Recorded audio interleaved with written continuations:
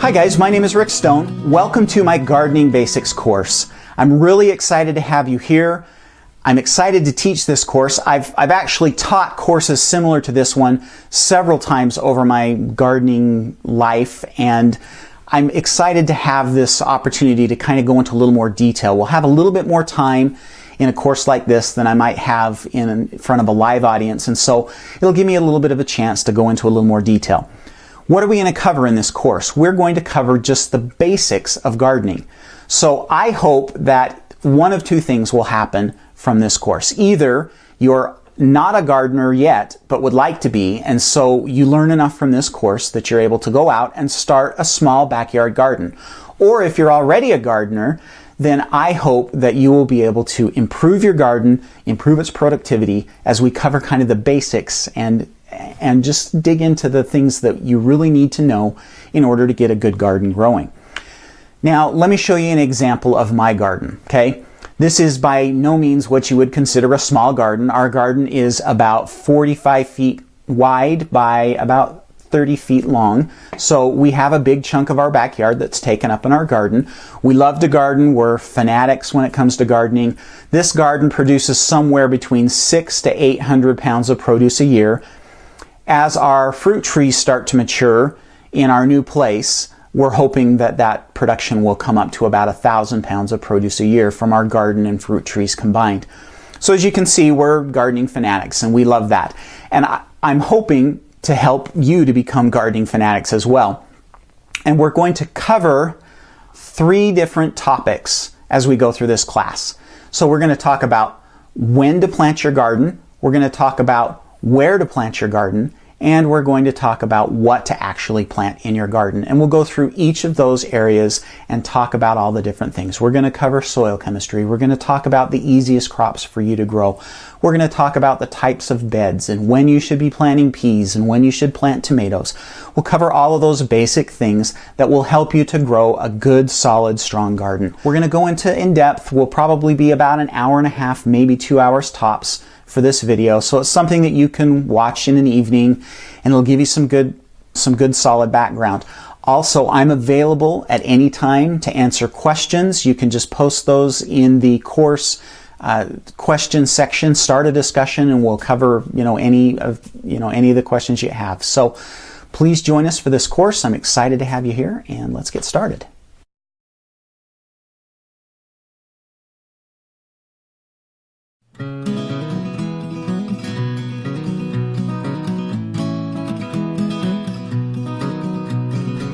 Before we really get started, I wanted to take just a minute and introduce myself. So my name is Rick Stone. I live in a town just south of Salt Lake City, Utah.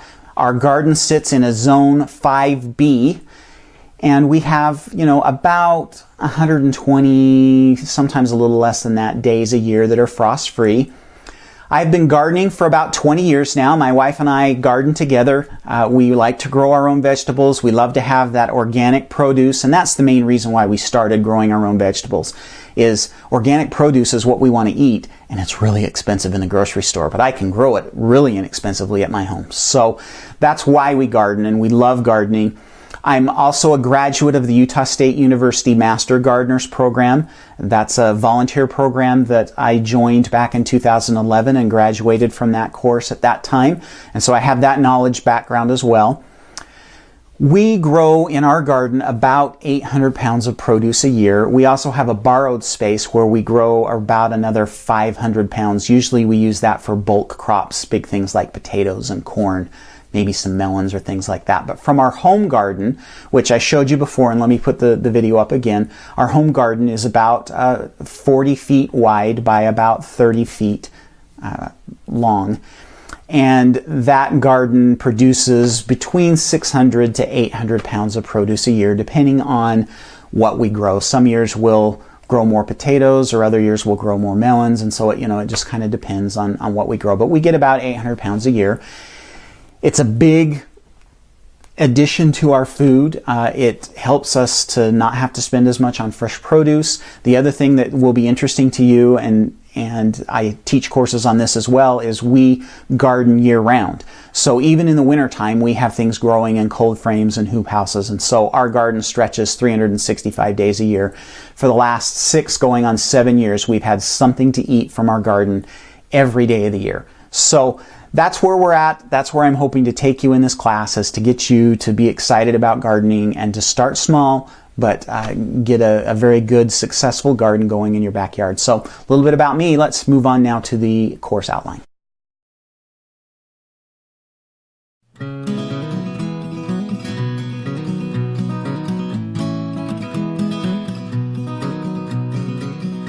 Welcome back, guys. Let's give just a quick overview of what we're going to be covering in this course.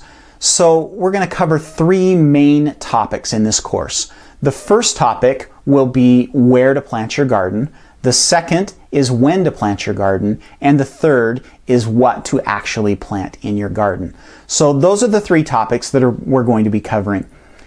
Again, let's take a quick look at my garden. Great picture again. You can see that we have a lot of stuff going on in our garden.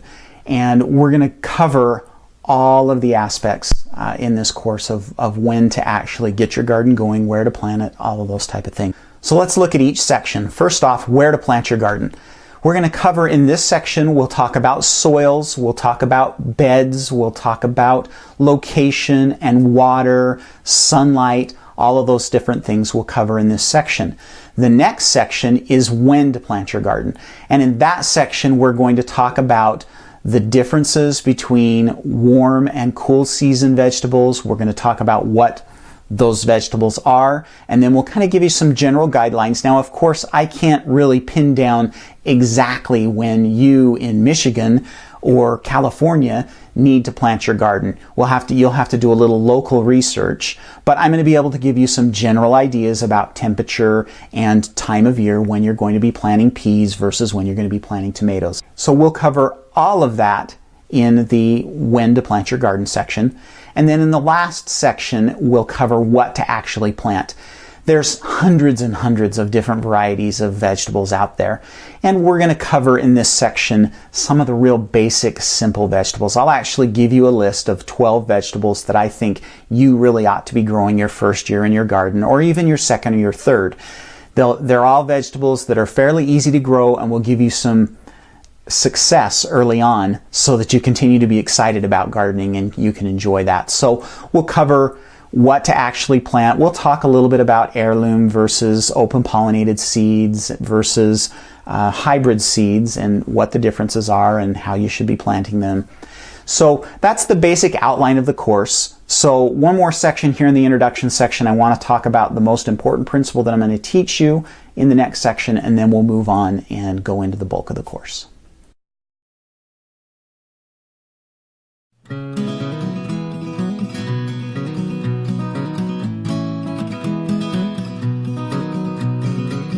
All right, guys, welcome back. In this last section here in the introduction, I want to cover what I think is the most important thing that you can take from my lecture today. I've taught this course or similar courses many, many times, dozens of times now. And almost every time I teach a course, I have somebody that comes up to me and they say, you know, I would love to be a good gardener and I have this big garden space and I just am constantly not succeeding. And there's always somebody who got all gung-ho about their garden and went out and dug up half their backyard and planted it to tomatoes one year or zucchini or, you know, something like that. And then they have this big, huge garden, and it turns out that gardens are a lot of work. And after a year of struggling and weeding and having way too many zucchini, people get frustrated and they end up quitting. And the next year they plant 2 tomato plants in this giant space and the rest of it goes to weeds. And then 3 years later, they end up putting it all back into grass. I've heard that story over and over again. And I don't want that to happen to you guys. So again, for purposes of openness, this is a picture of my garden. And we want to eventually get you there. But I do not want you to start out that way. Okay? I want you to learn how to be a good gardener before you actually expand your garden. So our first garden was in our first home, and it was, the first thing we did the spring after we moved in was dig up this patch of grass. And we dug up a reasonable sized, it was about 20 by 25 feet. And both of us had gardening experience. Our parents had gardened, and so we kind of knew what we were doing. And that was, for us, was a perfect starter garden. 2 years later, we expanded it by an additional 10 feet on both sides and made it quite large for that garden space. And then we later moved to a bigger home with a bigger yard so that we could have a bigger vegetable garden. And now we've moved to a smaller home that has less flower beds, but still has a very large vegetable garden. And that's where I hope you guys will go someday. But if you were to try and tackle my vegetable garden in your first year, you would probably be discouraged because you'd be learning how to do things, you'd have failures, you'd be tired of weeding, you'd be trying to figure out all the water. And so the most important principle that I want all of you to learn from this basics course is that I want you to start small, okay? My opinion is a perfect starter garden would be somewhere between 10 by 10 to maybe 10 by 15 feet. So we're talking 100 to 150 square feet total is about all the space that you really need to get started. So that could easily just be a patch of grass that you dig up and you start planting seeds in that area. That could be 3 or maybe 4 raised bed gardens that you could use.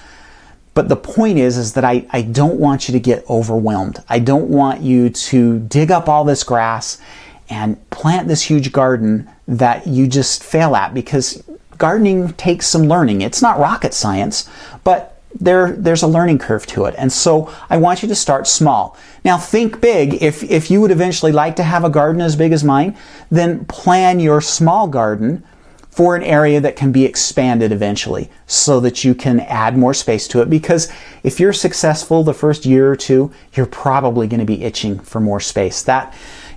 We had that little garden and we planted some potatoes in it, and we loved the homegrown potatoes, but we had zero room for it. And that's why we expanded, is so that we would have more room. And now we have a whole extra garden that we grow our potatoes in. And so I know that if you're successful and you get excited about gardening, that eventually you'll want to expand your garden out, and you'll want to know all the tricks of how to grow in small spaces and all of those things. But I just want to make sure that everybody understands, I don't want you to go out and dig up your backyard and have a garden like mine in the first year. You're going to have struggles and you're going to get discouraged if you do that. So instead, I want you to choose a small, manageable space and either build raised beds or just dig up grass and build a flat bed garden and start out small. So number one most important thing for a new gardener to learn is to start small. Think big so that you can plan for expansion, but start small. Start with a 10 by 10 or a 10 by 15 foot spot where you can learn how to grow, you can learn the commitment, and hopefully, if nothing else, you'll be successful in that little space and keep that little space, and you won't be turning it back into grass. So please, please, please start out small. I know I've said it a million times, but that's what I want you to make sure you learn most of all from this course, is that I want you to start small and then think big later on.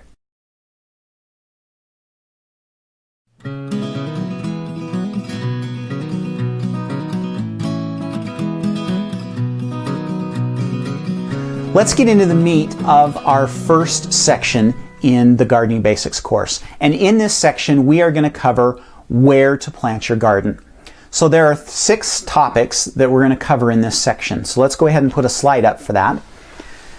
This section, we are going to cover raised bed gardens. We're going to cover flat gardens. We'll cover container gardens. Then we're going to talk about sunshine and the importance of having a sunny garden spot. Then we'll cover soils and what we can do to improve our soils. We'll talk a little bit about soil chemistry. We'll talk about the importance of getting a soil test.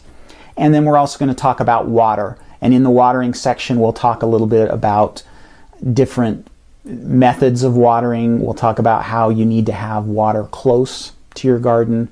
So those are the topics that we're going to cover in this section. I think probably the most important topic that we'll cover though in this section is sunshine. And so let me just give a little shout out for the importance of sunshine. As you're going through this course and as you're going through the basics here, I want you to think really hard about where you're going to plant your garden, and I want you to go out right now and see where the sun is shining and what the sunniest spot in your garden is. So take a minute and think about that and start planning where you can put your garden where it will get the most sun. And we'll talk a lot more about sun as we go through this section. So again, in this section we're going to cover those 6 topics, and go ahead and ask questions as we go through. We have the discussion section where you can ask any questions that you want to. I will put up a few discussion notes and things like that as well that will be over in the discussion section. So go ahead and let's enjoy this section, and we'll get started first by talking about the different types of beds that we can grow in.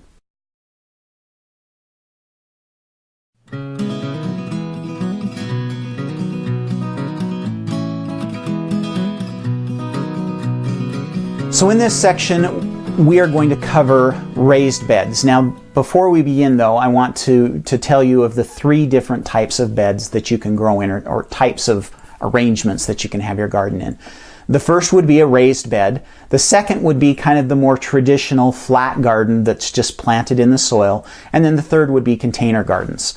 And all of those have pros and cons to them, and each one of them we'll go ahead and discuss in detail. So in this section I want to cover raised bed gardens. So first off, let's put up a picture of one of our raised bed gardens. So this is from our old place. We currently at our new place don't have any raised bed gardens. We are building one this year. At our old place we had 4 beds that were raised bed gardens, and each of these were 12 inches tall and they were 4 by 8 feet. These were great beds. We had some real success with them. We also had some failures in those beds. The biggest problem that I have with a raised bed garden like this is that usually you're using an artificial soil in those beds. And that soil can sometimes be very hard to actually get wet and to keep wet. And that was the biggest struggle that we had, was keeping those beds moist enough for the vegetables to grow. But that loose soil, and our beds were made from about half compost, about 40%, so 90% of the content was either compost or peat moss, and then about 10% of it was a product called vermiculite, which actually helps to retain water. And those beds were very successful for a lot of crops. Some crops struggled. I wouldn't ever plant corn in something like that because there's not enough structure to that soil to hold the roots and to support those tall plants.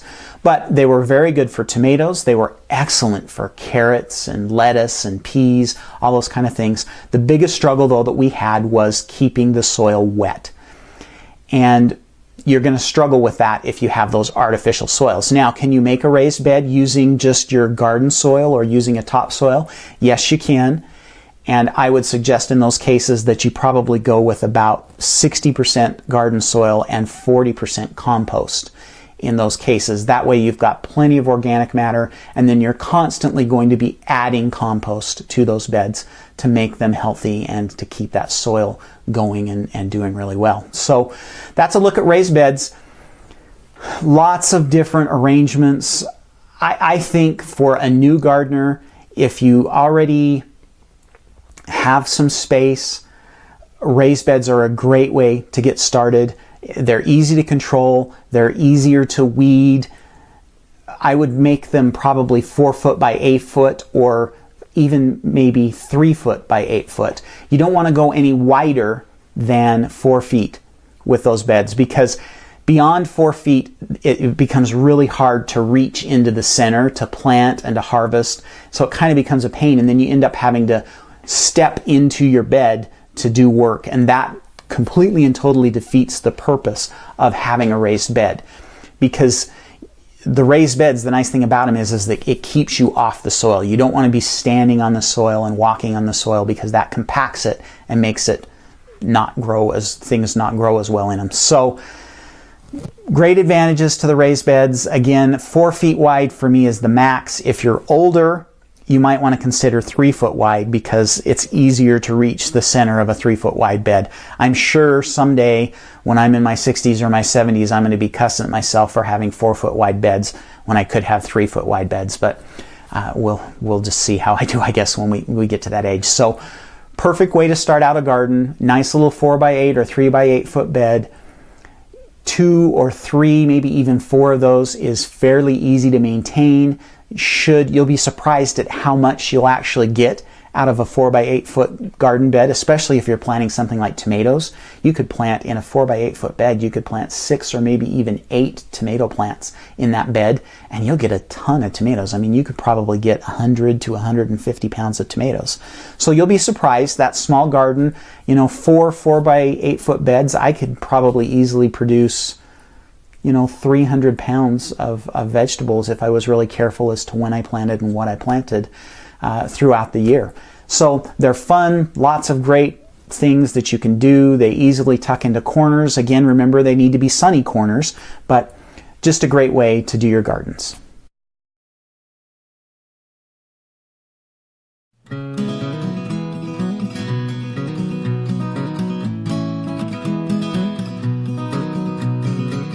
In this section, we're going to cover what would be basically the easiest way to get a garden started. And that is just a flat garden that's planted in the actual soil that you have in your yard. Great example is my garden. You can see it's pretty much a flat garden. I do have what are considered raised beds though in that garden. Even though I don't have them boxed in, I have dedicated spaces in that garden that are beds, and then I have dedicated spaces that are paths, and you can see that as you look at my garden. But a flat garden like this is very easy to do. All you've got to do is get rid of the grass. I like to dig up the grass. So I use a spade and I dig the grass out. That's going to cause some controversy. There are people who think you should put cardboard down on the grass and go ahead and use that cardboard and then put compost and things on top of that and plant in them, and that will eventually kill off the grass. And that does add lots of organic matter. The reason why I decided to actually dig mine out and then till it up to get my garden started was because I wanted to make sure that grass was gone. I didn't want to be struggling with grass coming back up in my garden. And so I made sure that I dug up all that grass and then tilled the garden really well. But fairly easy way to start, a simple 10 foot by 10 foot or maybe 10 by 15 foot patch of grass can be dug up in a sunny spot, and you can plant a lot of garden there. It's fairly easy to water something that small. It's also fairly easy to set up a drip system, which we'll talk about drip systems as we go along in a garden like that. So a very great, easy, basic way to do it. When you start a flat garden though, you're going to want to make sure that you amend the soil. So if you've dug up grass, that soil underneath that grass has been neglected for who knows how many years. So you're going to want to make sure that you add lots of compost and other organic material. You could put grass clippings or leaves in the fall time into that garden, mix up that soil, and then, it's just a fairly straightforward, easy way to plant your garden. It's the quickest method, no building involved. You just got to get rid of that grass and get started. So that's a great way to go. And that's how I started, and ultimately that's how I would probably suggest that you start as well. Get your first year going, see how your soil does, and then you could decide if you want to build some raised beds. Now, if you're looking for a decorative garden or something like that, you may want to have raised beds instead. But if you've got a sunny spot out in the corner of your yard somewhere that you can just dig the grass out of and go, that's really the easiest way, and it's very, very, very productive, and it allows you to rotate and have crops in different areas from different years. Just a super easy, great way to start your garden. So flatbed gardens are really good. Now, really quick, I promised that I'd talk a little bit more about my garden. You'll notice that my garden has actual defined beds, and those beds are actually about 2 or 3 inches taller than the surrounding soil. And I've designed them that way, and those beds are permanent. They're not going to move. Eventually, I may actually box those beds in, but not to the extent that I have in the past. Those beds may be just boxed in with a 4-inch board on the side or something like that. So, but I have these beds, and they're considered raised beds the way they are right now, and that's just a great way to do it as well. And you dedicate those pathways, and that way you're never walking on your soil. And you're going to hear me talk about this a lot. Don't walk on your soil. So if you have those dedicated pathways, then those beds just become a permanent part of your garden, and they're always the same. So I never move those beds. I never till the whole garden or anything like that. I just work on these dedicated beds and keeping them healthy and adding compost and staying off them by walking in the pathways. So that's kind of my quasi half raised bed, half flatbed garden, and that's a very, very effective way to do it, and a very inexpensive way, because you don't have to worry about buying extra soil. You don't have to worry about buying wood or concrete blocks to make raised beds. So super good, easy way to do it. So if I were to choose one method, if I had a little yard, I would probably start out with a flatbed garden.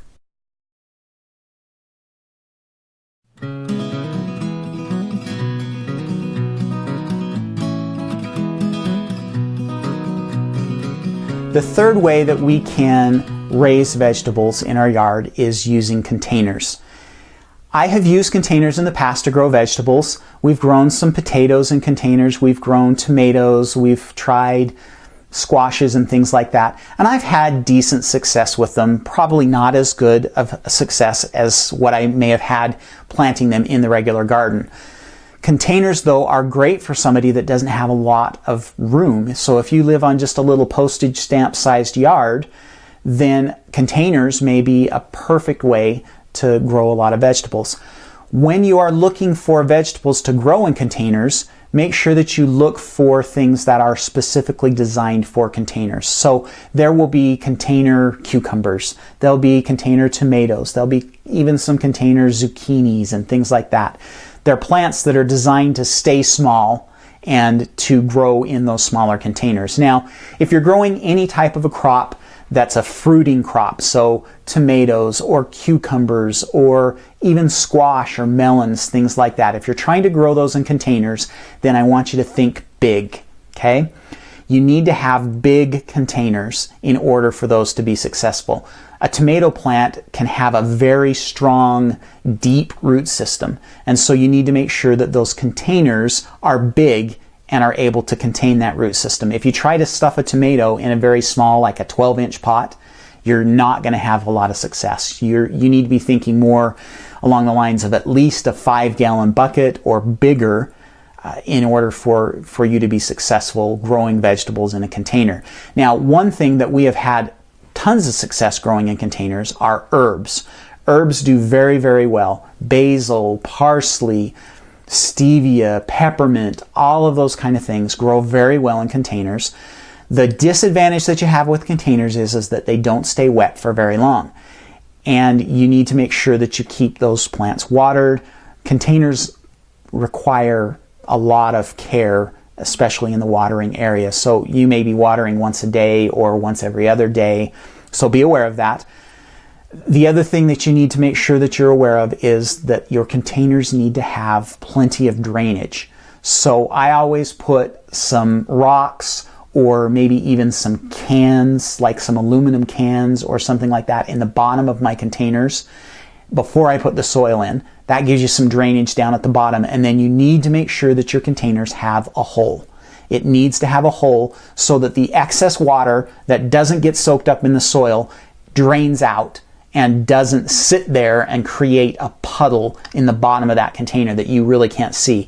Is what that will do is it will cause all kinds of disease and rot problems with your plants, and you'll never be successful. So absolutely make sure that all of your containers have some type of hole. And if you buy one at a store and it doesn't have a hole, then you need to cut or drill a hole in the bottom of that, at least one, maybe two, so that the water has a chance to drain out and you don't get sitting water in the bottom of that container that will cause the roots to have disease problems and to rot. So containers are a great way to garden. We always have a mix of containers. This year we had, 5 containers, different planters. Most of them sat on our patio. All of them were growing herbs this year. You can grow things like lettuce. I've even seen people that grow carrots in containers. So fun way to do it, especially if you've got, a spot on a patio where you'd like to, grow some vegetables or something like that. It's a great way to do it. Less effective though than a raised bed garden or a flat garden would be, but still a good way to do it. And if you've got if you live in an apartment and you've got a sunny balcony, throw in some containers, grow some tomatoes, grow a cucumber plant or something like that. Great way to get started in your gardening.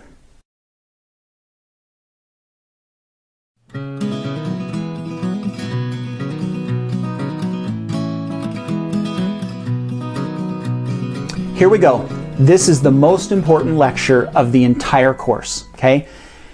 And some people are going to be frustrated with this lecture because it's sometimes a little bit hard to do what I'm going to tell you to do. The most important part of your garden, bar none, is sunshine. You need to find the sunniest spot that you possibly can in your yard. Sunshine is so important that if you're really serious about vegetable gardening and you don't have a sunny spot, then you need to cut down a tree or you need to buy a new house. I don't know. We actually, let me show you. I'll show you a picture. So this is our old garden, and we moved from this home about 3 years ago at the time that I made this video. And you can see in the background, our neighbor has trees, and those trees are on the south end of our garden. When we first moved in, we didn't think it was a big deal, but those trees continued to grow. And by the time we had lived there for 8 years, our garden, part of the year, was almost entirely shaded by those trees. And there was nothing that we could do about it. I wouldn't feel comfortable asking my neighbor to cut down trees. I could cut my own down, but that garden progressively became less and less productive as those trees got bigger and bigger. And the section back closest to the fence that you see there, that section was very unproductive. We could only get things like lettuce and other greens to grow back there. We had a hard time with potatoes. We had a hard time with tomatoes and melons. All of those things did poorly back there. Towards the front where there was more sun, they did better. So that's a great example, and it meant so much to us that we actually moved. And that wasn't the only reason why we moved, but that was a big part of why we moved. So hopefully that doesn't make you discouraged. I don't want you to be discouraged, but that's how important sunshine is and having a sunny spot for your garden. So you want to have as much, if you live in the northern hemisphere, you want to have as much southern exposure as you possibly can so that the sun comes in. So no structures, no trees on the south side of your garden so that there's no shadows cast on those gardens. The perfect garden would have at least 12 hours of sunlight a day in the summertime, possibly even more than that. Now, can you get away with less? Yes, a garden that only gets 10 hours a day would probably be okay. But for every hour less that you get sun in your garden, the less productive it's going to be. So you're going to especially have a hard time growing things that fruit. So melons and potatoes and tomatoes and cucumbers and squash, all of those kind of things that actually grow a fruit are really going to struggle if you don't have sun. Things that don't fruit, so lettuces and spinach and leafy greens, things like that, those will probably do better in a shady spot. So you can kind of gauge your garden. You know, there's areas of my garden that don't get as much sun even now, and those are the areas where I grow my lettuce, and that's where I grow my spinach and things like that. So whatever you do, look for the sunniest spot, the absolute most sun that you can get. You can't get too much sun in a vegetable garden, period. You don't need to worry about too much. Too little is what you need to worry about. So most important principle that I can teach you is find a sunny spot. And if you need to cut down some trees or remove some branches or not build your garden shed there or whatever it is, make sure that you have that sunny exposure. And so again, in the northern hemisphere, that means you need as much clearance as you possibly can on the south. If you're in the southern hemisphere, opposite is true. You want northern sun. The sun's going to come from the north. So if your house is on the south side of your yard, then that means you're going to have to tuck your garden all the way back in the north. If it's on, if your house faces west or east, then you're going to again, tuck it north and the opposite of whichever direction your yard is, so that you get as much sun and you get it as far away from trees and buildings and other structures as you possibly can. If you have a good sunny spot, it's going to really increase your chances of having a good, productive garden throughout the year.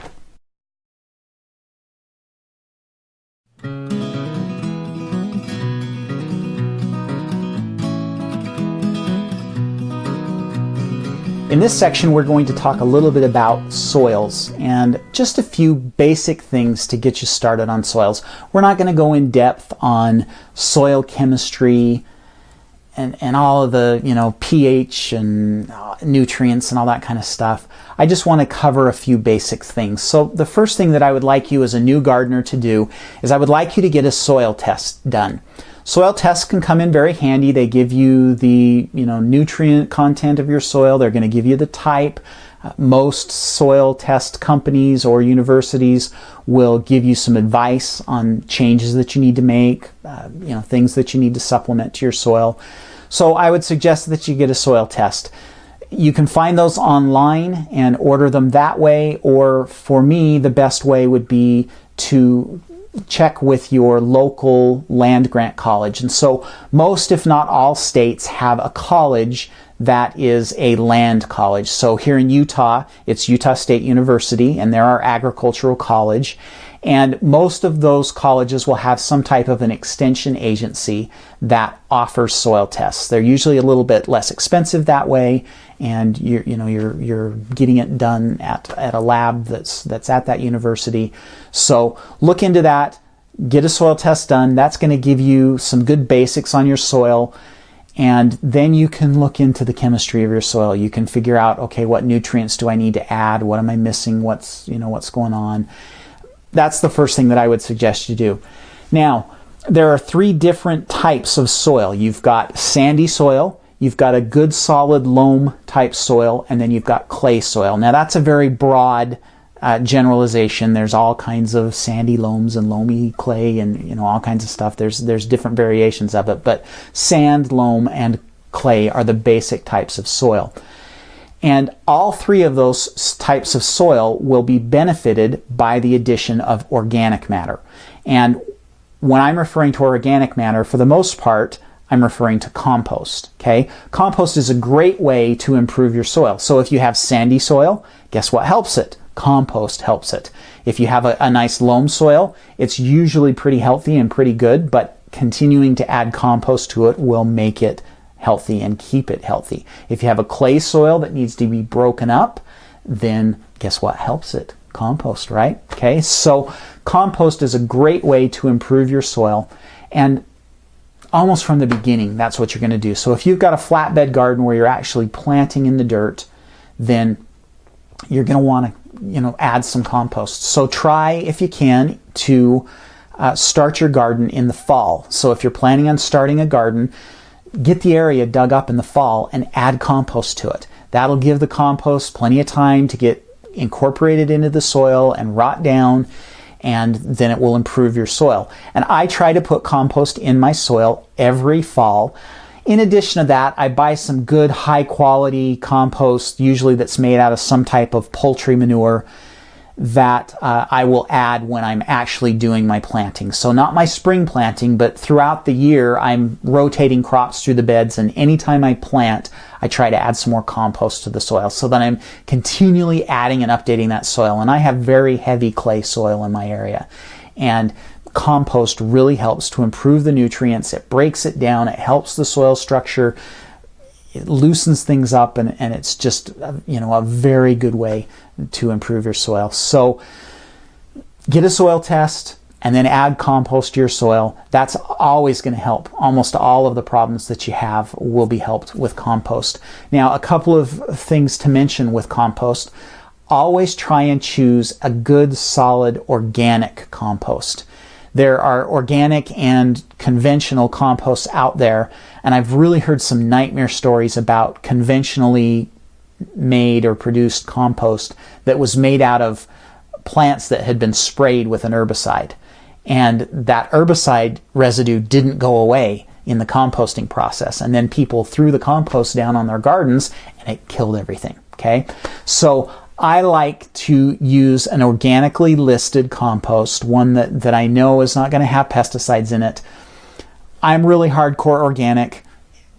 That's my suggestion to you.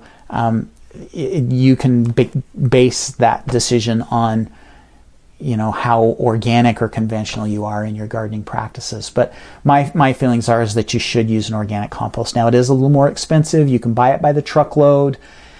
It's usually, you know, if a yard of organic compost is $70 or $80, conventional may be $50 to $60. So there is a difference of $20 to $30 a yard usually there.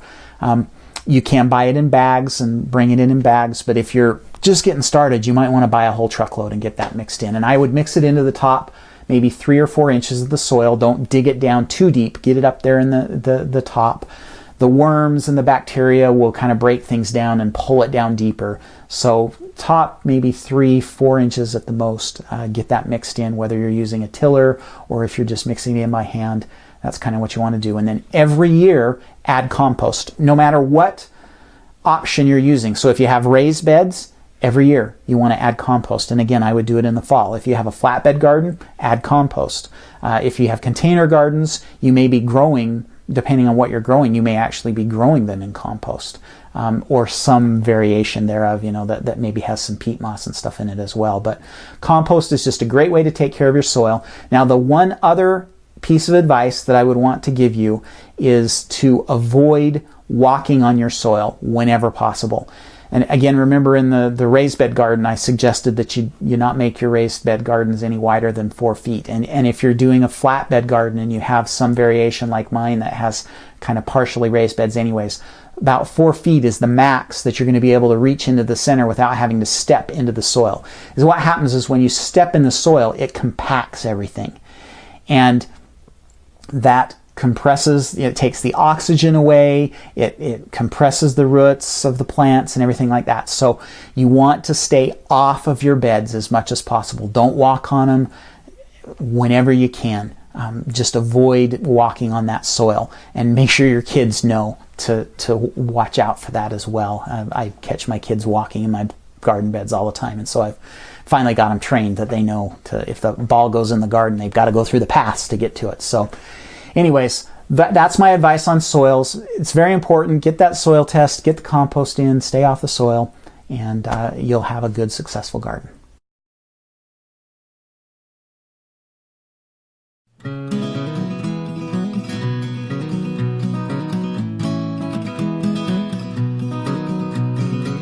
The last general section of where to plant your garden, we are going to talk about water.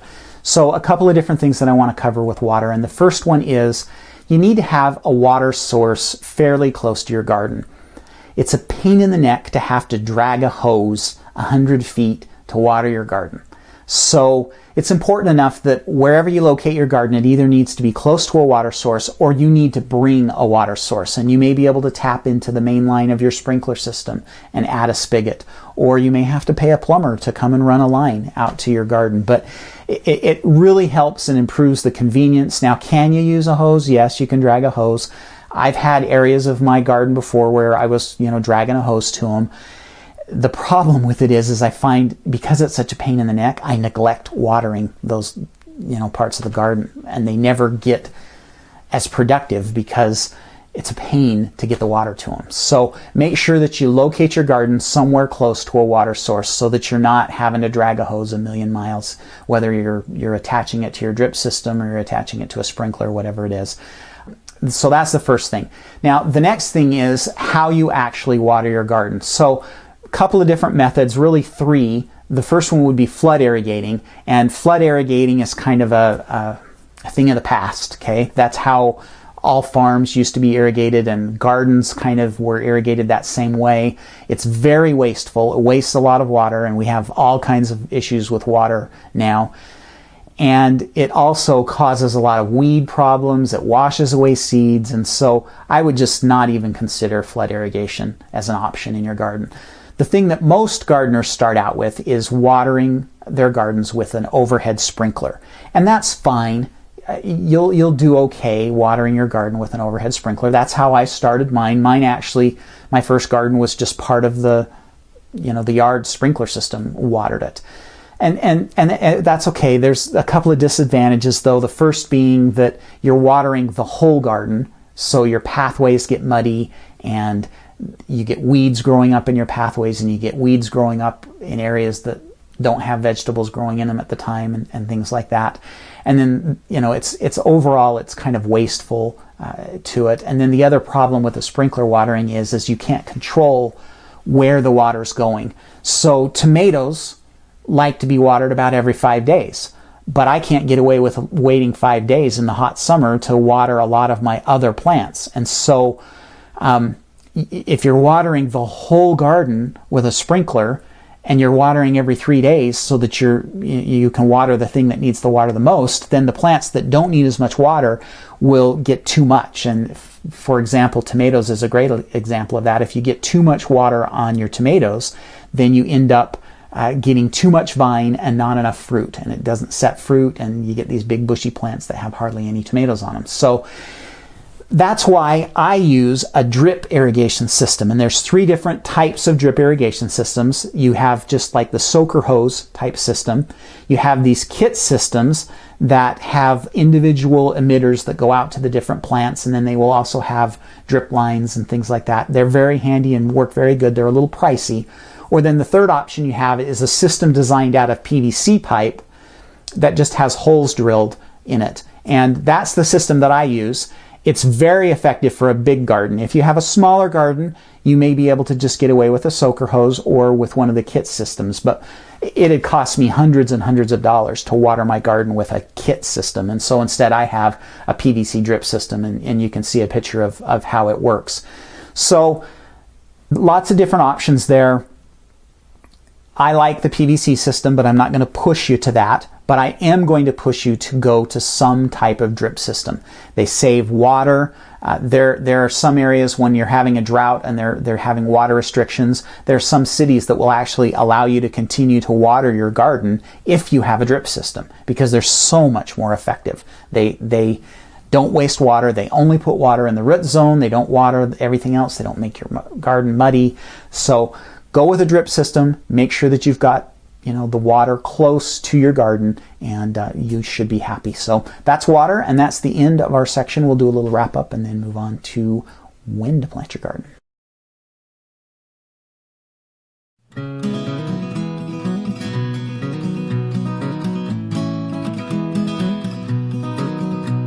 So that is where to plant your garden. So let's do a little wrap up here. So remember, we talked about the 3 different areas where you could grow a flatbed garden, a raised bed garden, or container gardens. I have kind of a combination of a flat garden that also has raised beds. And I think for me, that's the best way to do it. I've used raised beds in the past, and I will have some raised beds in this new yard. It'll just be part of what I do. I've got an area that's really rocky, and I'm not going to be able to till it up and put in a bed, but I want to have a bed there, so I'm going to put in a raised bed. But I really like a nice flat bed garden that uses the kind of quasi-raised beds like I've shown you. So, that's a great way to grow. Containers, remember, are also a great option. You want to have some containers, whether it's growing herbs or a cucumber plant or whatever you do. Have some containers in your garden as well.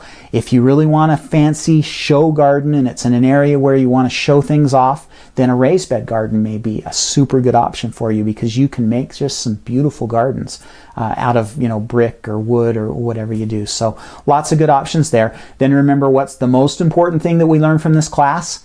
It is that we need sun in our gardens, right? So make sure that you have a sunny spot. We talked about our soils and how important it was to have a soil test. And then we finished things off by talking about water and about drip irrigation in particular and how important that is. So that's kind of the wrap up of where to plant your garden. Now we're going to move on and we're going to talk about when to plant your garden. And in that, we're going to cover all the different types of vegetables and when we actually get them in.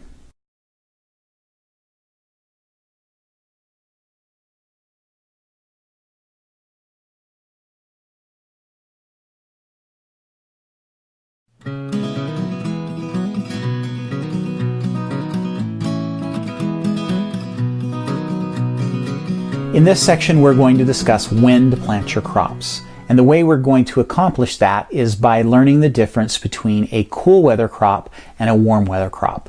So we have those two broad general categories of crops, and every vegetable that we have will fit into one of those two categories. Now, there are a few that kind of cross over. There are a few cool weather crops that do well in the warm weather still, and we'll kind of talk about each of those. There aren't any warm weather crops that will really survive when the cool weather comes along, and we get especially into the cold weather. Cool weather crops are usually frost hardy, and warm weather crops usually like 85 and 90 degrees. And so we'll talk about the difference between them. I'm going to give you a good list of what each crops, what category each of the crops fits into. So that's kind of where we're going to go. Now, some people are going to laugh at this section and think that it's very basic, but you'd be surprised. A lot of new gardeners don't understand the difference. And I'll get questions on my blog or on my Facebook page asking, why are my zucchini plants not doing well? And the question comes in March. Well, that's why, because they're a warm weather crop and it's March. Or why are my peas not doing well and it's July? Well, it's because you planted them too late and they're maturing in July instead of maturing in June when they should. So we'll go through and talk about each of those. Now, before we get started, there are two things that I would like each of you to do that will help prepare you for this section. Okay? So no matter what country you live in, there ought to be some type of hardiness map available from your government. So in the United States, the USDA publishes a hardiness zone map, and they break the country down from a zone 1 to a zone 10. Now, a zone 1 is somewhere high in the mountains in the Rockies or the Arctic Circle or something like that, very, very cold. Whereas a zone 10 is going to be down in Florida or Southern California, somewhere like that. So we've got a broad range in between. For example, my garden sits in what's considered a zone 5B, which is not quite a zone 6, but not quite a zone 5. And that means that I have frost at certain times. There are certain plants that I just absolutely can't grow here in my zone 5 garden. I'm never going to see a banana tree growing in my yard, things like that. So I want you to find out what hardiness zone you live in. That will give you a lot of information as to when you should be planting your garden. Now, the second thing that I want you to do is I want you to find out when your first frost in the fall is and when your last frost in the spring. Again, if you search the internet, most local municipalities will give you an idea of when your average first frost and your average last frost dates are. I want you to figure those out because a lot of your planting times are going to be based on those frost dates. So I'm not going to be able to tell you when you should exactly plant your crops because it's going to vary so broadly across the world depending on the climate that you live in. But if you know your frost dates, that's really going to help. Now, if you're fortunate enough to live somewhere that doesn't have frost, then we're talking a whole different game. But I'll do my best to give you a guideline as to when you should be planting based on your frost dates. So that's where we're going in this section. First thing we're going to talk about is cool weather crops.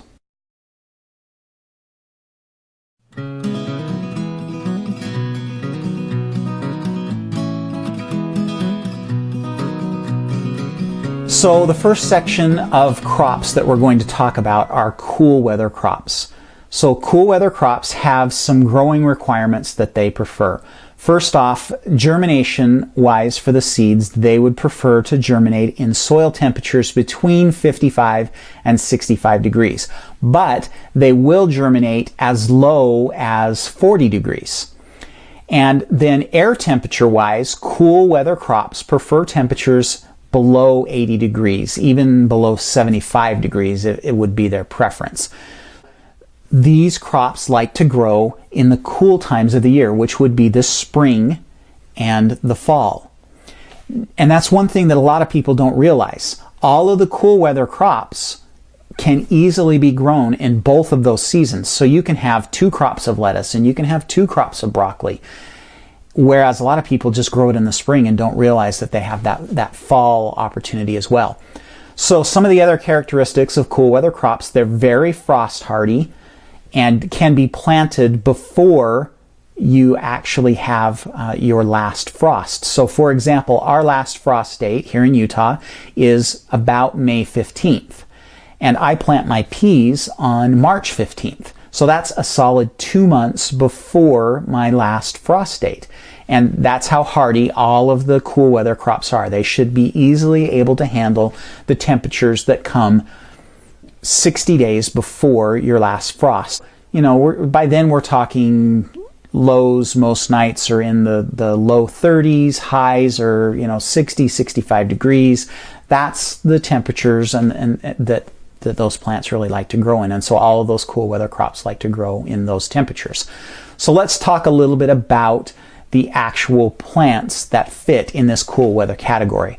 So first off, all of your leafy greens are going to fit in this category. So we're talking about lettuces, arugula, spinach, any of those plants. There's a lot of the fancier, kind of lettucey type plants that all would fit into that category, that leafy green category, and they all are cool weather crops. Now there are a few exceptions. They've done some plant breeding, and there are actually some lettuce plants that will now grow in the heat of the summer and do pretty well. But for the most part, lettuce, spinach, all of those type of leafy green plants will be cool weather crops and will be grown in the spring or in the fall. And in fact, for us, the best time of year to grow lettuce is the fall, because we're not fighting the hot weather that keeps encroaching in June, keeps kind of getting closer and closer.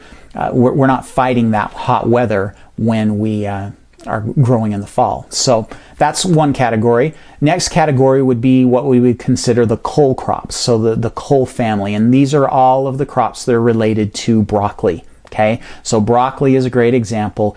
Cabbage, kale, Brussels sprouts, kohlrabi, collards, cauliflower, all of those plants would be considered cool weather crops. Now, that particular family of cool weather crops can handle the warmer weather a little bit better. But again, they prefer to grow in the cool weather. But you will see some people that are still harvesting broccoli in July, or that are growing some cauliflower. Cabbage in particular does pretty well in the heat.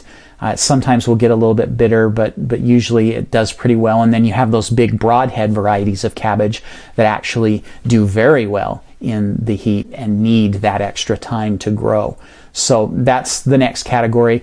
Other things that would fit into the cool weather crop category would be things like radishes, beets, turnips, carrots.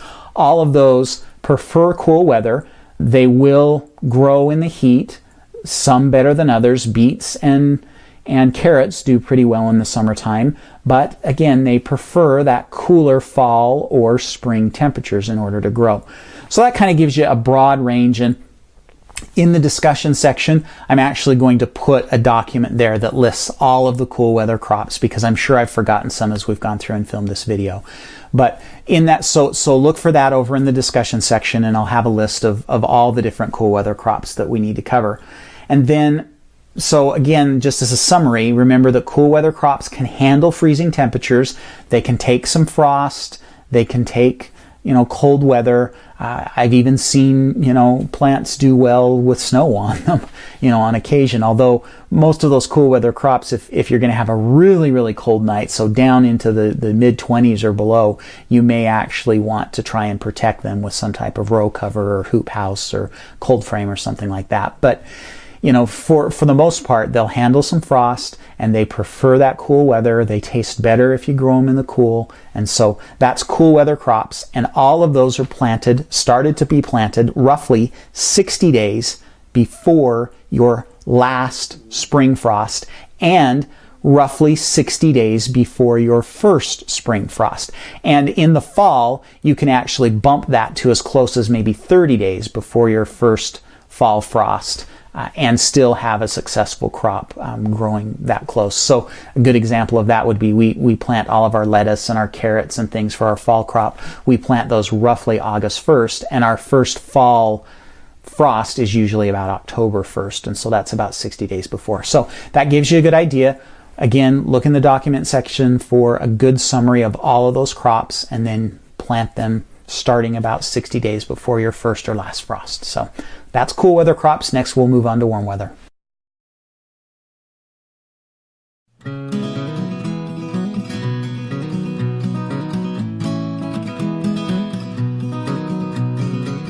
Warm weather crops are the next broad category of crops that we're going to talk about. And just as the name implies, warm weather crops prefer a warm growing environment. And in fact, they require it. So a cool weather crop can cross over and move into the warm season and still do okay. A warm weather crop can't, okay? And the main reason why is because all of the warm weather crops can't handle any frost or freezing temperatures. So you have to plant your warm weather crops after the danger of frost has passed, or you need to be willing to offer them some type of very hardy protection. So an example of that would be growing tomatoes in the water-filled clotches. They're often referred to as wall of waters. You could fill those and protect your tomatoes, but you have to offer, warm weather crops have to have something very strong to protect them if the temperatures are going to be below freezing. So you have to avoid frost with all of those crops, and there's no crossover. And when the frost comes in the fall, if you don't have a way to protect your crops, then they're going to die the first time you have frost. And so you need to be aware of that. So what fits into this category? First off, tomatoes are obviously going to fit in that category. Cucumbers, squash, watermelons, any type of melon, corn, beans, potatoes, all of those things fit into the warm weather crop. And those are kind of the traditional summer garden crops that we grow. And all of those require that they are planted after the danger of frost is past, unless you're willing to give them some very hardy protection in the form of like a wall of water or a cold frame or something like that that protects them from that cold. And they're not going to do very well in the cold until things start to warm up, and then they'll really take off. But you can get a good head start if you'd like to grow in one of those water-filled clotches. You can get tomatoes, melons, cucumbers, anything like that started early in some of those if you would like to try that. So the other things, 75 degrees is kind of the area where they really like to thrive, that or higher. Even warm weather vegetables don't like temperatures above 100 degrees Fahrenheit. Usually you'll have some slowdown in your production when the temperatures get that warm. So don't get frustrated if all of a sudden your tomatoes quit ripening or they quit setting fruit because you have a big, very hot spell. That'll happen. Most of your warm season vegetables are going to do their best between 75 and probably 90 degrees, and they'll struggle a little bit hotter than that. That doesn't mean it's impossible to grow them. I know that people in hotter environments grow them, but sometimes they will struggle a little bit and won't do quite as well. All of these warm weather crops are fruiting crops. So remember, we talked about in the where to plant your garden section, we talked about sunshine, and all of these crops are going to require a lot of sun. So they develop fruit, or they develop something underground, like potatoes grow underground, or carrots, things like that, and they require sunlight. Anything that sets fruit or grows a root has to have lots of sunlight, and all of the warm season crops require a lot of sunlight. They're usually also going to have a little bit higher water demands, and a lot of your warm weather crops are heavy feeders, which means they also need plenty of nutrients in the soil and possibly even some supplemental fertilizing. Again, I use organic type fertilizers, but however you choose to do, a lot of those will require a little supplemental fertilization as well. That's a good broad general look at warm season crops. Again, check the document section. I will have a document that lists a detail of all the different crops. I'm sure I've forgotten some. There are some warm weather crops like eggplants that I don't grow, and so I'm sure there's some others that I've forgotten as well. Now remember, there are a few that kind of cross over. Cabbages will be kind of a quasi warm weather, cool weather plant. Onions would be another good example. You plant onions in the cool weather, but they don't really mature until the warm weather comes. So, I plant my onions in early April, and they're not ready until the first part of August, and even sometimes not till the middle of August. So they kind of are a crossover plant as well. And corn is of all the cool weather plants is probably the most hardy. You can usually plant corn a couple of weeks before your last frost and get a little bit of a head start there. But most of the others, melons, cucumbers, tomatoes, all of those squashes, all have to have protection from frost, and they're definitely considered a warm weather plant. So a lot of those you'll plant, instead of planting them from seed, you'll plant them from starts, and we'll talk about that in the next big broad section. But that's kind of the deal, and warm weather plants just have to have warm weather. So if you live in a zone 3, you're really going to struggle with warm weather crops because you have such a short growing season, and so you'll have to adapt to that and offer protection and things like that. But most people that live in a zone 4 through 8 or 9 don't have any problems growing warm weather crops. Those of you in zones 9 and 10 will struggle with diseases and things that I've never even heard of because of all the warm weather and the fact that you never really get any frost to kill things off. But overall, warm and cool, now you know what it is. So in the next section, we'll take just a couple of minutes and talk about just some general planting guidelines.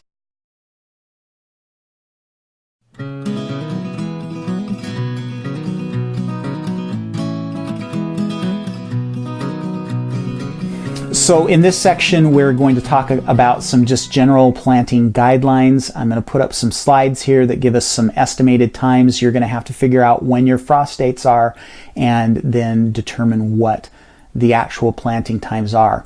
So let's start out with cool weather crops. A good estimate for cool weather crops is to plant them about 60 days before your last frost in the spring, and then about 60 days before your first frost in the fall. Those are good estimates. It gives your plants plenty of time, allows them to mature when the weather is still cool, and are a good target. So remember, all of the cool weather crops will grow both in the spring and in the fall, and you'll have varying success. Peas, for example, do very well in the spring. They don't do nearly as well in the fall because peas like to actually grow up in the cool weather.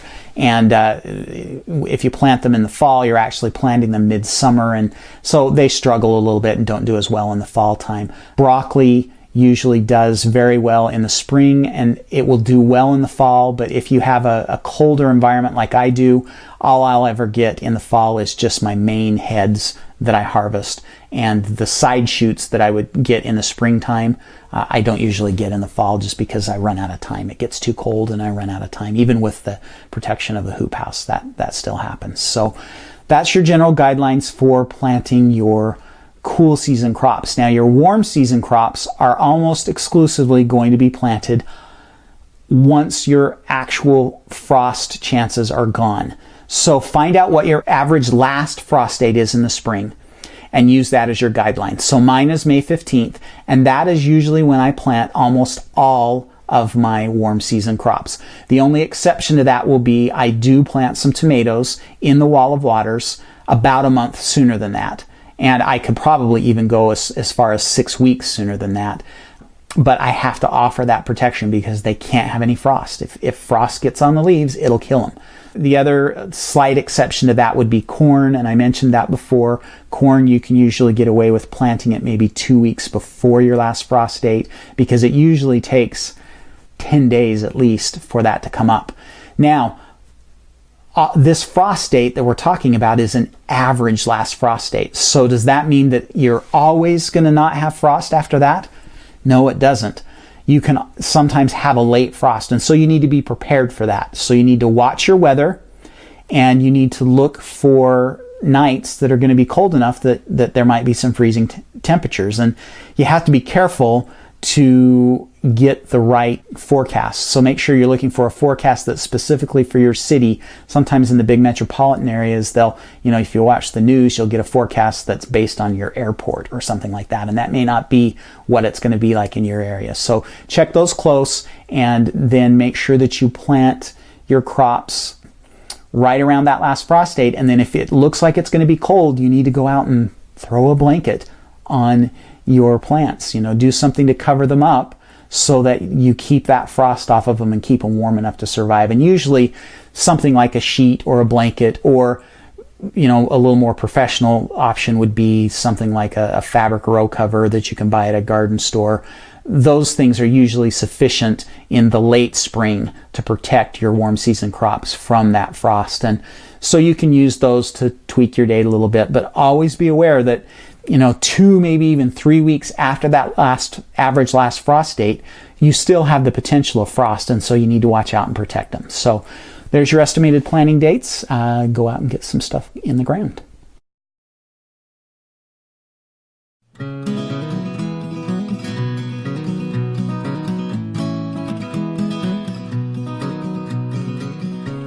So now we get to the fun part of this video when we get to talk about what to plant in your garden.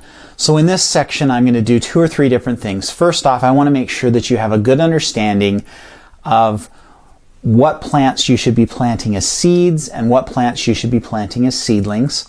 I also want to talk just briefly about what heirloom seeds or open pollinated seeds are versus what hybrid seeds are, and why you might want to plant one versus the other, and what the advantages are and disadvantages, things like that. Then I have a list for you of 7 cold season vegetables that I would like you to start with, and 5 warm season vegetables that I'd like you to start with. So this is my top 12 list of the easiest plants to grow.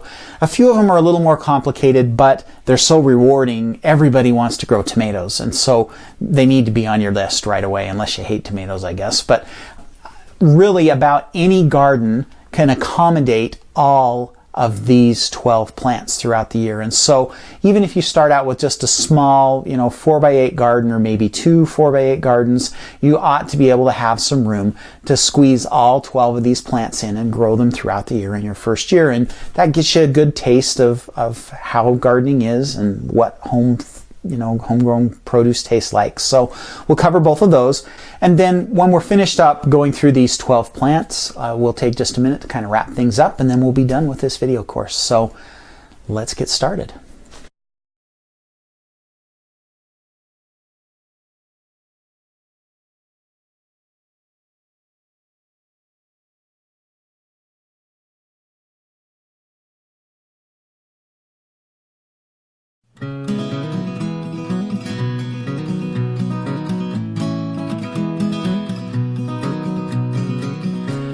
In this lecture, I'd like to take just a few minutes and talk about seedlings versus seeds.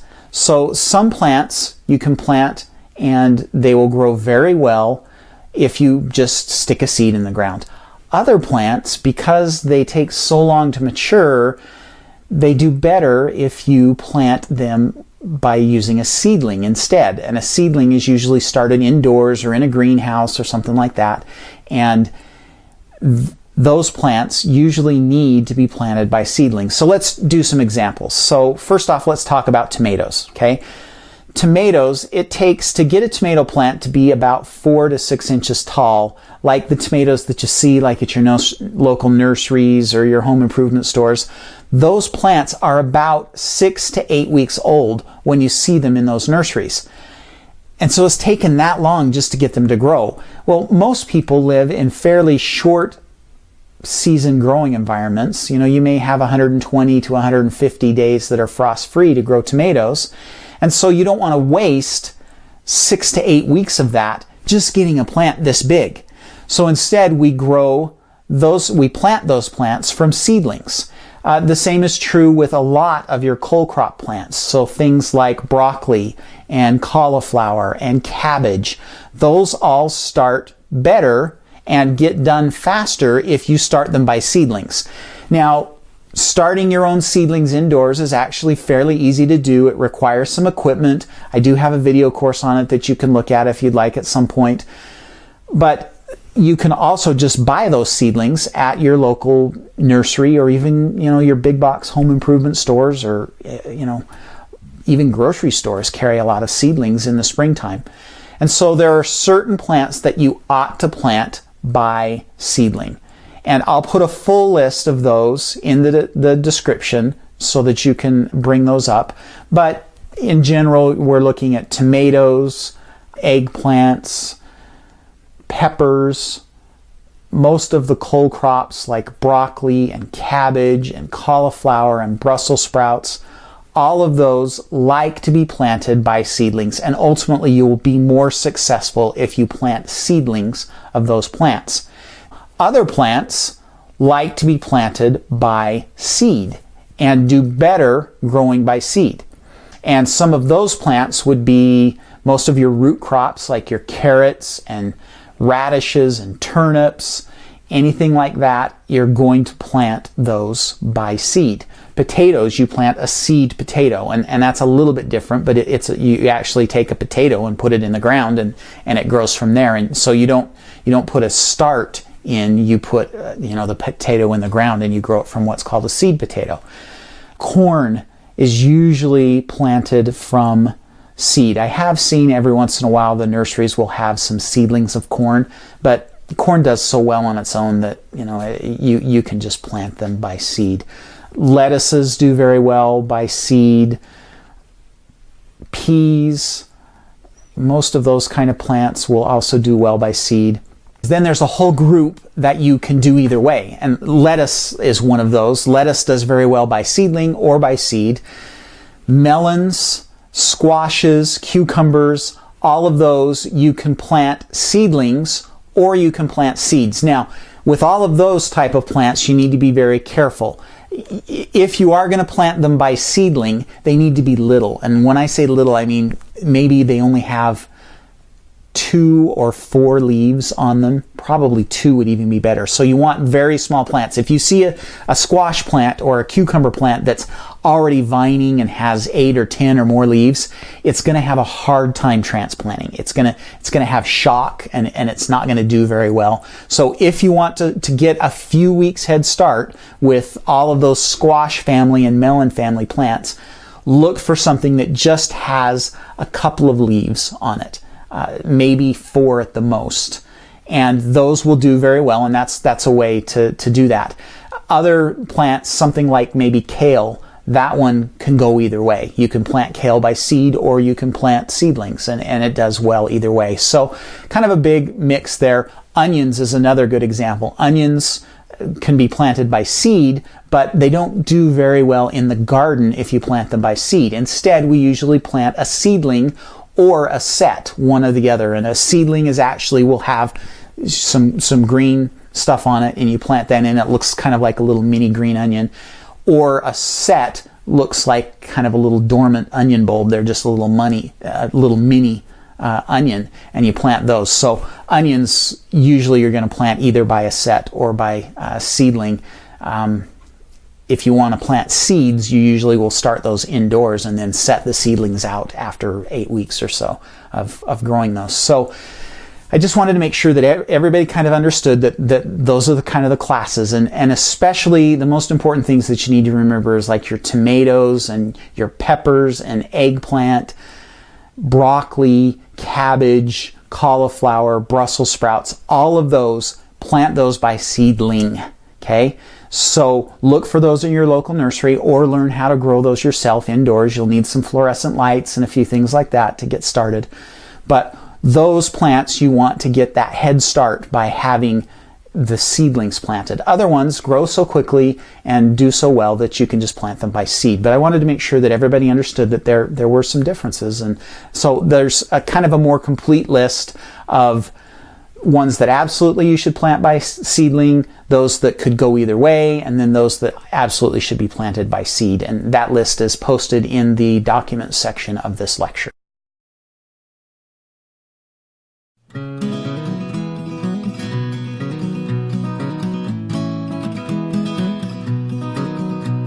Before we get into the actual crops that I'd like to see you grow in your first few years of gardening, I do want to talk very briefly about hybrid seeds versus open pollinated seeds.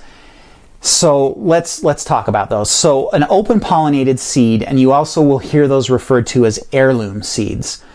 Those seeds are seeds that if you plant the plant and under the proper conditions, you save the seeds from that plant. So let's say, for example, a cucumber. If we plant a cucumber plant and we let it grow and it hasn't been around any other squash plants, and we let one of those cucumbers mature and the seeds ripen inside, we can take those seeds and plant them and expect to get the same cucumber plant the next year, okay? So those are open pollinated seeds, and there are many, many, many varieties of open pollinated seeds where if you choose to, you can save those seeds. Now, seed saving is a fairly complicated thing to do, and there's lots of special rules, and we're not going to cover that in a garden basics course. But that's open pollinated or heirloom seeds mean that under the right conditions, if you save those seeds, you can plant them, and the next year you will expect to get the same plant. So if you plant a Marketmore cucumber, harvest the seeds, the next year you can plant it and have a Marketmore cucumber again. Now, a hybrid seed is a seed that has been specifically bred by plant breeders to give us certain traits. So we may want a extra big, extra firm tomato that we can use to make salsa out of. And the plant breeders know that we want those, and so they experiment over the years by cross-pollinating, which is a natural occurring event, okay? So cross-pollination happens all the time. Plant breeders just hurry it along by specifically cross-pollinating certain types of tomatoes in hopes of coming up with this one tomato that we really, really like, okay? And the problem with those are most hybrid seeds, because they're a new cross and they haven't been established in nature, they usually are what's called, they're only stable in the first generation. So you can plant a celebrity tomato seed and expect to get a celebrity tomato the first year. But if you take a seed from those tomatoes and plant it, you will not get a celebrity tomato the next year. You'll get something else, and it won't be what you want. It'll be a little cherry tomato or something funky, okay? So hybrid seeds can't be saved. The seeds can't be saved and have the expectation of having the same plant the next year. So you'll get something funky because the genetics have not stabilized beyond the first generation. And so the trait that they were bred for only exists in that first generation. Plant breeders do this a lot for disease resistance. So a lot of the hybrid tomatoes are way more disease resistant than the open pollinated tomatoes would be, and the heirloom tomatoes. And so it gives them, the ability to survive a lot better. And so there's some good things that come from that. So you have to decide. But hybrid seeds, one thing that I want to make clear, and I'm only going to take just a second on this because I don't want to start controversy, but hybrid seeds are very much different than GMO seeds, okay?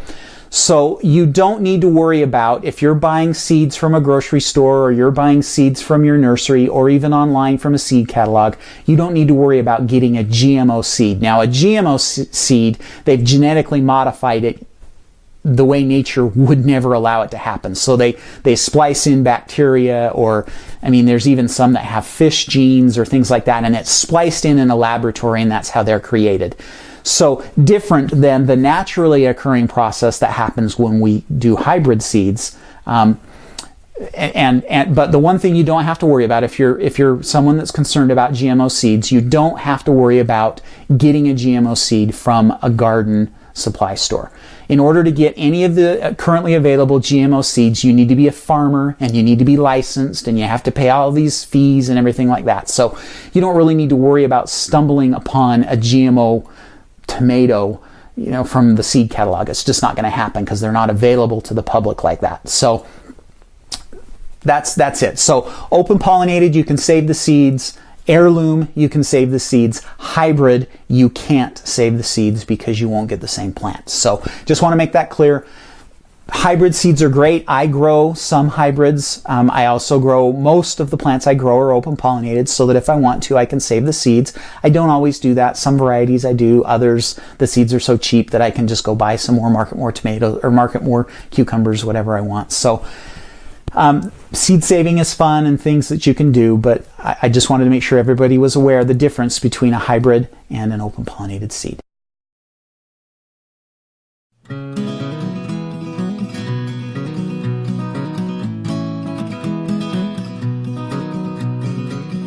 So this next section, in fact the next two sections, are very much my opinion. There's going to be some people that think I left things out on these lists, but I came up with a list of 12 plants, 7 of which are cool season crops and 5 of which are warm season crops, that I feel like are the easiest crops to grow and the best crops for a new gardener to grow. Now, you can easily kind of get all of these plants into a very small garden. Some of them are going to be grown in the spring and the fall, others in the summer. You ought to be able to kind of mix them up, and everybody ought to be able to grow all 12 of these fairly easily. They're not high maintenance, and they're also good, rewarding, highly productive. And so let's go through the list. So we'll start with the cool season crops. So we'll put up the list. This is my list of the 7 easiest cool season crops to grow. Peas, lettuce, beets, spinach, kale, onions, and radishes. Really quick, let's talk about each of those. Peas are very easy to grow. They don't require a lot of work. You get them planted very early in the season. Not a lot of disease problems going on. They're very rewarding. Everybody loves fresh-shelled peas. There's actually 3 different varieties of peas that you can grow. One where you can eat they're like the snow peas, where you can eat the entire pod and it's grown for the pod. Then you have shelling peas where you're just shelling and having the peas, and then they have a pea that's kind of a mix that you can either grow it for the pea inside the pod or you can eat the whole pod as well. So peas are a great crop. Next one is lettuce. Lettuce is very much a no-brainer crop. It's pretty easy to grow. You can throw those lettuce plants in. In fact, that's one of the first plants I learned how to grow because we just started growing it in our flower beds because it's decorative, it looks nice, and so it's fairly easy to grow. And remember, it's spring and fall is when you really like it. If you would like some summer lettuce, there are some summer crisp varieties available out there that do well in the heat of the summer. But generally, lettuce is a fall and a spring crop, so very easy to grow. Beets, if you like beets, they are actually a very easy crop to grow. The whole plant is edible, so you can eat the tops as a cooked green or even in a salad. And then, of course, the bottom, the root part, is very good. They're very good pickled if you're interested in pickling them, or you can roast them, bake them, boil them, whatever. Very easy to grow, low maintenance. They do sometimes have some problems with leaf miners, but not usually enough that it really kills the plant. It might set them back a little bit, but overall, fairly easy, pest-free plant to grow. The next one is spinach. Spinach is a fairly easy plant to grow. You want to plant that one very early in the spring and then relatively late in the summer, so maybe the 1st of August, at least for us, and you'll get a crop. And then the other nice thing is you can just throw a cover over that spinach after you've finished harvesting it in October, leave a few leaves on it, and throw a row cover over it and let it sit all winter, and you'll take that off in the spring and you'll have another crop. So spinach is great. It's very versatile. It doesn't have a strong flavor. It goes well in salads, and it's just a great overall versatile crop, and again, is fairly easy to grow. Kale is a superfood, one of the very most nutrient dense foods that there are out there. It's easy to grow. It grows like crazy. It's very hardy. It'll last well into the fall. In fact, I prefer our kale in the fall and early winter because it's sweeter than the stuff that I plant in the spring, and then it goes into the summertime. That can be pretty strong tasting, like the stuff you get at the grocery store. So plant your kale in the fall, and you'll get a nice sweet crop of it. And again, it's very easy to grow. They are big plants. They take up some space, but very productive. And one plant can give you 20, 30 pounds of leaves in a season. Good productive crop to grow. Onions are fairly easy to grow, and they're also just such a versatile crop. I mean, you can plant 20 or 30 onions, and if you plant the right variety, they'll last for months and months and months in storage. And if you plant them from either a set or a seedling, then they grow very well. You plant those early in the spring, and they're usually done, roughly the 1st of August, sometimes a little bit earlier than that, but just very good, easy to store, and just such a versatile crop that you ought to grow them. And then the last one on my list is radishes. Radishes are just a simple, easy crop to grow. They grow very quickly. You can plant radishes, and sometimes, depending on your weather conditions, you might have them ready to eat in 4 weeks, 28 days, and they might be ready. Usually in my area, it takes a little bit longer than that. We're usually 40, 45 days, but they're very quick to grow, good to go along with your lettuce and salads and things like that. So, and they're so easy to grow that it's a good way to get started. And it's also a good crop for kids to grow because they grow so fast that it helps with their patience issues, as they're anxious to have that actually get harvested. So those are the 7 easiest crops that I suggest a new gardener grow in their garden the first year.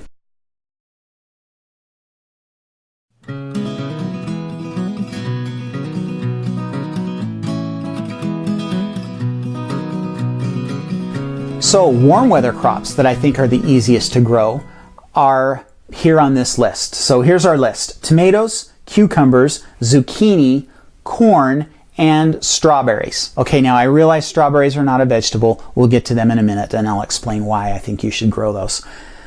Everybody needs to have some homegrown tomatoes. Tomatoes are relatively easy to grow.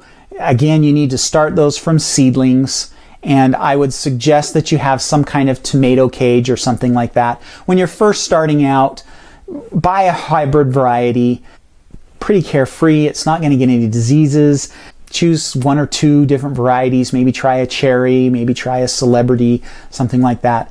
And just, get a couple of cages and plant some tomatoes and get your feet wet in growing tomatoes. And you'll find that homegrown tomatoes taste so much better than what you're going to get at a grocery store. You'll just love them. And we've gotten to the point now to where it's been years since we've actually bought a tomato at a grocery store because we just gorge ourselves on them from July until October, and then by then we're sick of tomatoes anyways, and about the time they start growing again in July, we're ready to eat them again. So tomatoes are a great, easy crop to grow for a new gardener.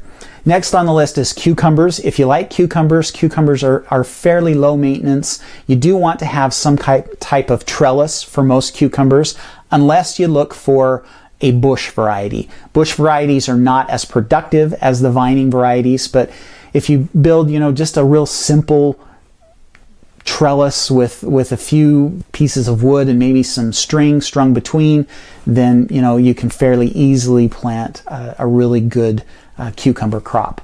Zucchini are super easy to grow. They're fairly low maintenance and they grow like crazy. And one zucchini plant can produce 50 pounds or more of zucchini in a season. So be careful. Only grow 1 plant your first year, trust me. And we only grow 1 plant ever because zucchini is just so productive. It just spits out fruit all summer long. Make sure that you're careful and only plant 1, but that's a super easy, great plant to grow. And then corn is also fairly easy. It does take up quite a bit of space, and you do need to plant it in a patch. Okay, so you need to have 2 or 3 rows, even if they're only 4 or 5 feet long. You need to have 2 or 3 different rows, and that way they have a chance to pollinate themselves. But corn is fairly easy to grow if you grow it in a block like that. It's very rewarding to have some fresh grown corn from your garden. And then the last one on my list is strawberries. And I realize strawberries are not a vegetable, but ever-bearing strawberries, and make sure you get the ever-bearing kind. They have a June bearing that only bears strawberries in June, but the ever-bearing kind starts bearing in June and doesn't finish until October. And it's a great addition to your garden. They are also a perennial, so you don't have to plant them every year. I would suggest that you plant them from bare root stock, and those are usually available at your nurseries or online. Plant a few strawberries, even 5 or 6 plants will spread and give you just a nice little patch after 2 or 3 years. And those patches will last up to 5 years before you finally have to tear them out and replant.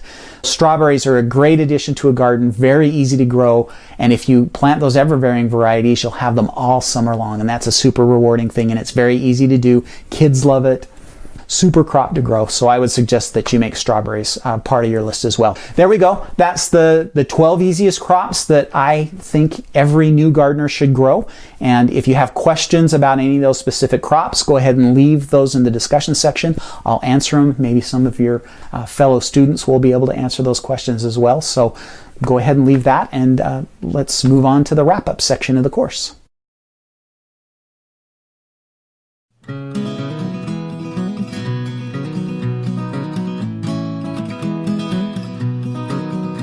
So let's just do a quick wrap-up on the what to plant section. So things I hope you take away from this would be, number one, there are some plants that you need to plant as seedlings, and other plants that can be planted just fine as seeds.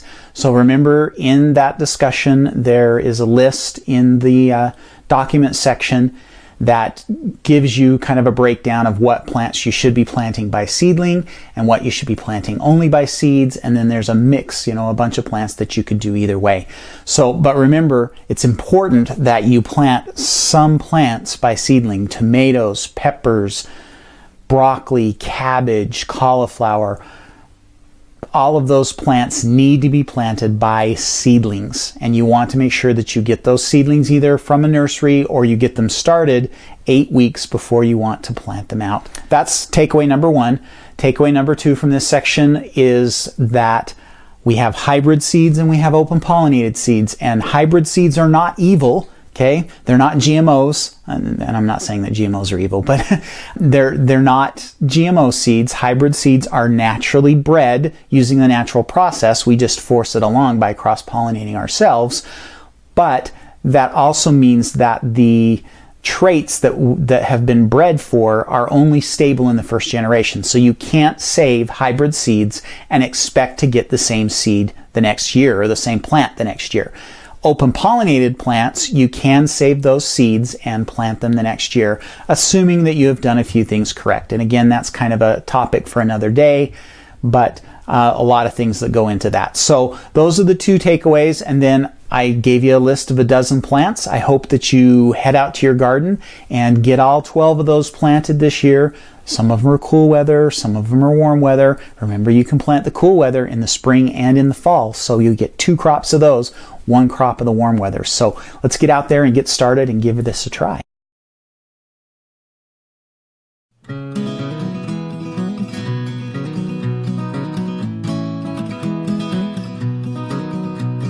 All right, guys, so there's my basic gardening course. And I've taught this course several times, as I said. It was nice this time to be able to have a little bit more time. Usually I'm teaching that in front of a big group, and I have maybe 45 minutes, and I don't really get to go into the detail that you got here. So hopefully you enjoyed it. Please remember that we have a discussion section, and post any questions that you have there. That way everybody can benefit from the answers, and also you may get an answer from one of your fellow students that helps as well. And I promise that I'll go through and answer all those discussion questions to the best of my ability.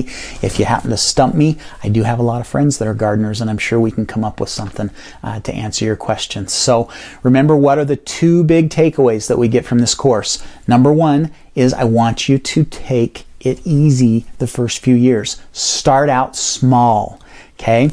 Start with a 10 by 10 or a 10 by 15 foot patch, and then grow as the years go on and get a big garden. Don't go out, please don't go out and dig up half your garden, or half your backyard this year and plant it all the garden. You'll have problems. It's a lot of work. You'll be frustrated, and 95% of you will fail at it. So please start small and see what your tolerance is, because gardening is work. It's not a ton of work, but it is quite a bit of work, and it requires some discipline, and you need to weed, and you need to water and harvest and can and preserve. There's a lot involved, and I don't want you to be so overwhelmed by your first year garden that you just give up completely. So please start out small. That's takeaway number 1. Takeaway number 2 is, wherever you put that small little garden patch, make sure that it has plenty of sun.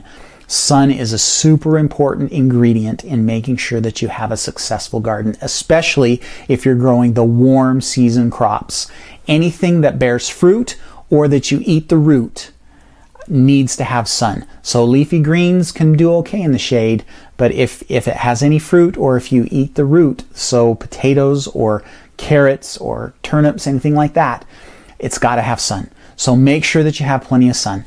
So you now know where to plant your garden, when to plant it, and what to plant in it. So please head out there this spring and get yourself a garden going, and you'll enjoy it. You'll love the produce. There's so many benefits to having your own garden and to having that homegrown garden goodness in your house. So go out there and get a garden planted.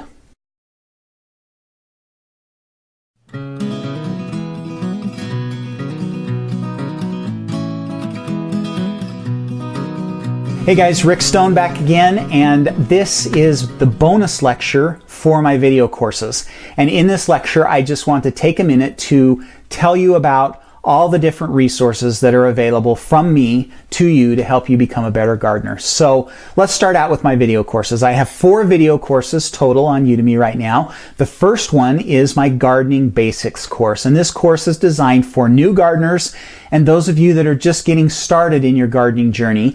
Gives you some good, solid, basic information. It's about an hour and a half long and gives you just a good basis to get started in your garden. So if you've been gardening for a few years and you're struggling, this might be a good course for you to take to kind of make a few corrections. Or if you're just now thinking about starting a garden, the Gardening Basic course is a perfect way to get started with your garden. So normally this course sells for $10 on Udemy. In the documents section, there is a link with a coupon code, and because you're one of my students, you can get that course for half off, so only $5 for that course. Now, my second course is my PVC drip irrigation course. This one is also a fairly short course, about an hour and a half long, and it covers the basics of setting up a PVC drip irrigation system for your garden. Now, PVC drip irrigation systems are awesome. They save a lot of water. They're easy to use. They're very inexpensive to set up. Go ahead and take a look at that course, see what you think. Again, that's a $10 course. Coupon for you in the discussion section that will get it for you half off again for $5. So 2 awesome offers there. Now, my very first course that I ever published on Udemy was my Seed Starting Simplified course. And this course is about 3.5-4 hours long, and I go through and explain my method for starting seedlings indoors and show you everything that you need to know to get your own seed starting setup going. And starting seedlings is kind of a natural progression for a lot of gardeners. So you start adding more and more vegetables to your garden and at odd times of the year, and it becomes harder and harder for you to find things at nurseries. And so for me, it was just a natural progression to learn how to start my own seedlings. And I've been doing that for about 10 years now. And so I shared my experience there. That course, like I said, it's about 4 hours long, and it's normally a $20 course, and you get it for half off. $10. There's a coupon for you that you can use as a student, and those coupons are limited just to my students for $10 off. And then, of course, my last course is kind of my flagship course. It's my baby. I love it. And that's my year-round gardening course. I love year-round gardening. We spend a lot of time in the garden. 365 days of the year, we have something that's available for us to eat. Even in our Zone 5 garden, we're able to do that because we use cold frames and hoop houses, and we have certain vegetables that are available for us to eat from the garden all year long. Even in January when the garden's covered in snow, we have something that we can harvest. And I'm going to teach you how to do that in that class. Now, this class is a much bigger deal. It's about 6 hours long. It's a course that I've taught many, many times over the years, but I usually only have maybe an hour and a half or 2 hours to teach it. So I was really glad for the opportunity to go into detail and fill in all the gaps that I feel like I miss when I've taught this course throughout the years. So 6-hour video course covers spring gardening, fall gardening, a little bit on summer gardening, and then the bulk of it is on how to extend our garden into the late fall, winter, and then again into the early spring so that we're able to have a harvest all year long. Now, that course normally sells for $30. There's a coupon for you as a student of mine to get that course for $20. So go ahead. You know, I'd love it if you bought my other courses. That'd be awesome. So those opportunities are there for you. Now, a few other resources for you. I also am a blogger. I'm not a hardcore blogger. I maybe post once or twice a week. My blog is OurStonyAcres.com. Web address is here on the screen, and it's also in the document section. Like I say, probably twice a week I'll do a garden update, and then I usually post an article on some garden related thing. Or my wife also blogs with me there, and she posts a lot on baking and real food and things like that. So great opportunity. While you're there, make sure you sign up for my email list. That's where you will get notification of upcoming video classes that I'm publishing. I send out, about every 2 weeks, I send out kind of an update on what's going on the blog. And I will send some promotions. And, when I have a holiday promotion or something like that, that's where you'll get access to those special offers for my video courses. And then, of course, in the document section, I also included my social media accounts. I'm on Twitter, although I'm not a big Twitterer. I don't have a big following there because I've just never really pushed it in Twitter. But I do have a very active Facebook page for my blog, Stony Acres, and the address for that is there. Please go like it. And then also I have a big Pinterest board with a lot of followers and a lot of activity there where I post both my own posts and other people's posts that will help you with your gardening questions and all aspects of gardening and even some self-reliance and baking and real food cooking and things like that. So it's a good Pinterest board. So please, those are all of my social media. Go and like those and follow up there as well. So probably the easiest way to contact me directly would be to go to the Stony Acres Facebook page, and you can ask me questions. You can personal message me there, or of course you can use the system here on Udemy. If you want to contact me directly, you can use the message system here, and it will send me a notice that you have messaged me. So thank you very much for buying my course. I really appreciate it. I hope you enjoy my other courses and that you have an opportunity to take those. But I really appreciate you being a student. It means a lot to me to know that people are willing to pay money to listen to me talk about gardening. So thank you very much, and I appreciate it, and we'll see you on the next video.